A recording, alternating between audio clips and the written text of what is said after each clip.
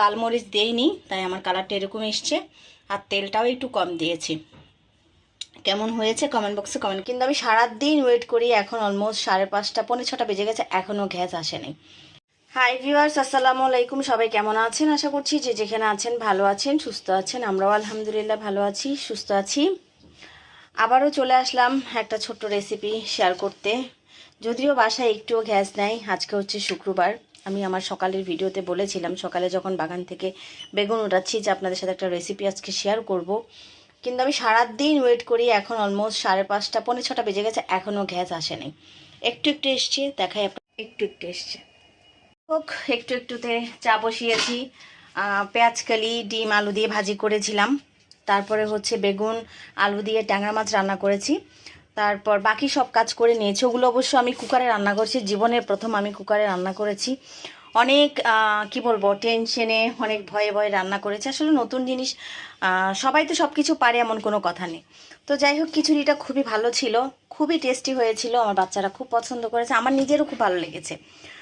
তো এরপরে তরকারিটাও আমি কুকারে রান্না করেছি। তো এটা যেহেতু গ্যাস আসছে, ভাবলাম একটু করে মশলাটা চুলায় কষিয়ে তারপরে এটাও কুকারে বসিয়ে দিব।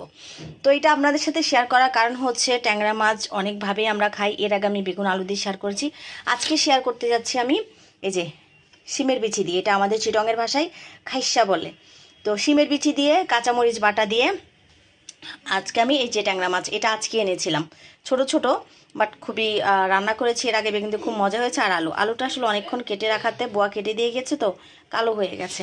তো এই ট্যাংরা মাছ দিয়ে খাইসার বিচি দিয়ে কাঁচামরিচ বাটা দিয়ে রান্না করব।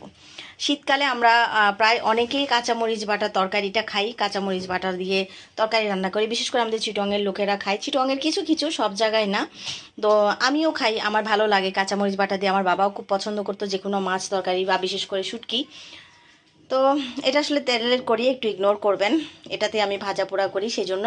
তো যাই হোক, ওই জন্য ভাবলাম। আর এখানে মাছ খুবই অল্প, যেহেতু শুধু আমি খাবো, আমার বাসায় আর কেউ খাবে না। আপনাদের ভাইয়া তো খাই না, আর বড় ছেলে একটু খেলে খাবে। তো চলেন আর কথা না বাড়িয়ে আপনাদের সাথে শেয়ার করি এই রেসিপিটা। কার কাছে কেমন লেগেছে প্লিজ একটু কমেন্ট বক্সে জানাবেন। এই যে ওটা বসিয়ে দিলাম, পেঁয়াজ দিয়ে দিই প্রথমে।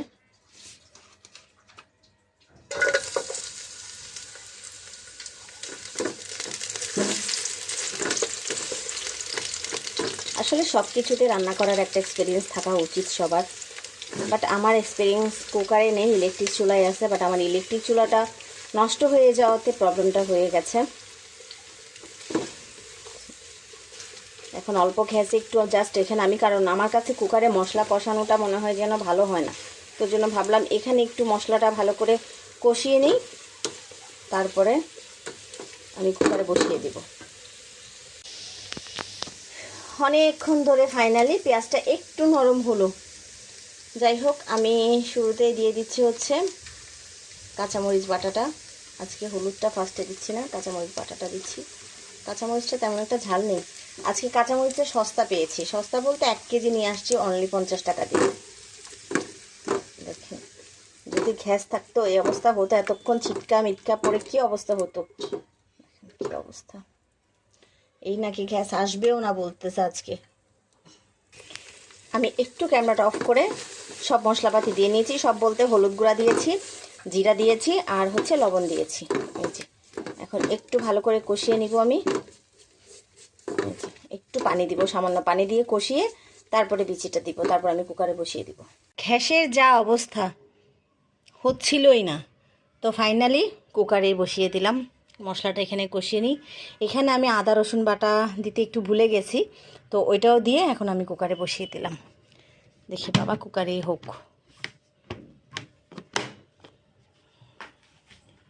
কুকারেই রান্না করি, কোনো উপায় নেই। আমি কুকারটাকেও সুন্দর মতো স্ট্যান্ডে ফিট করে নিয়েছি। এই যে আমার মশলাটা কষানো হয়ে গেছে, পুরা পরিমাণে ভাব উঠছে। এখন আমি দিয়ে দিব সবজিগুলো। এই যে আমি এখানে আলু, বিচি এবং টমেটো সবগুলোই একসাথে দিয়ে দিচ্ছি, সবগুলোই একসাথে দিয়ে দিলাম। মেরে দিচ্ছি, এটা একটু কষাবো আমি এখন, আপাতত পানি দিব না, একটু কষিয়ে তারপরে পানি এবং মাছ দুইটাই দিয়ে দিব। আমার এটা মোটামুটি কষানো হয়ে গেছে, আমি একটু ঝোল দিয়েছিলাম, এখন আমি মাছটা দিয়ে দিচ্ছি। মোটামুটি যা ঝোল আছে তাতে আমার বিচি সিদ্ধ হয়ে যাবে, মাছটাও নরম হয়ে যাবে, যেহেতু আমি ফ্রাই করে নিয়েছি। আমি এখন ঢাকা দিয়ে দিব, হতে থাক আস্তে আস্তে। এই যে ভিউয়ার্স, হয়ে গেছে আমার চিটংয়ের ভাষায় খাইসা বা শিমের বিচি, তা দিয়ে কাঁচামরিচ বাটা দিয়ে ট্যাংরা মাছ, ঠিক আছে, আলু দিয়ে ট্যাংরা মাছ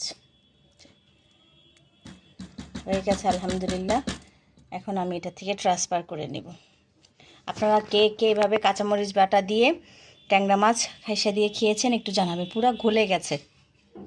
এই যে হয়ে গেল আমার শিমের বিচির খাইসা দিয়ে আলু দিয়ে ট্যাংরা মাছ কাঁচামরিচ বাটা দিয়ে, খুবই টেস্টি হয়েছে। আপনারাও একবার ট্রাই করবেন, যারা খাননি তারা আশা করি ট্রাই করবেন, ভালো লাগবে। আর আমার আজকের তরকারির কালারটা এরকম হওয়ার রিজন হচ্ছে কাঁচামরিচ, যেহেতু আমি এখানে কোনো লাল মরিচ দেইনি, তাই আমার কালারটা এরকম এসছে। আর তেলটাও একটু কম দিয়েছি। কেমন হয়েছে কমেন্ট বক্সে কমেন্ট করে জানাবেন। আর কার কার এরকম কাঁচামরিচের তরকারি পছন্দ তাও কিন্তু কমেন্ট বক্সে জানাবেন। ওকে, টাটা, বাই বাই, আল্লাহ হাফেজ।